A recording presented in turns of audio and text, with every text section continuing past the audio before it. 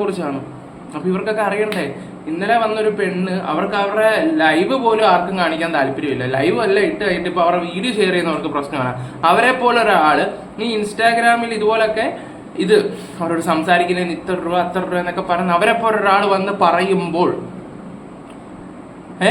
ഞാനവരെ ഇത് ചെയ്ത് പറയുമല്ലോ, അവരെ പോലെ ഒരാൾ വന്ന് പറയുമ്പോൾ നിങ്ങളൊന്ന് ആലോചിക്കുക. അതിനെക്കുറിച്ചൊക്കെ ഒന്ന് റിയാക്ട് ചെയ്യും ബ്രോ, അത്രയും ഞാൻ ചോദിക്കുന്നുള്ളൂ.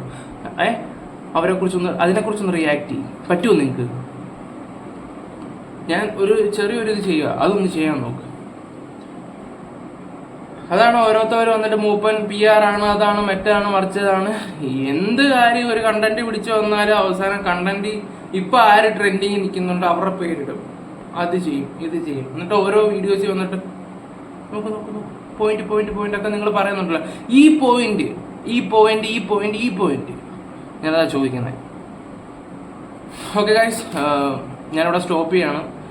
അടുത്ത വീഡിയോ ആയിട്ട് വരാം. ബൈ.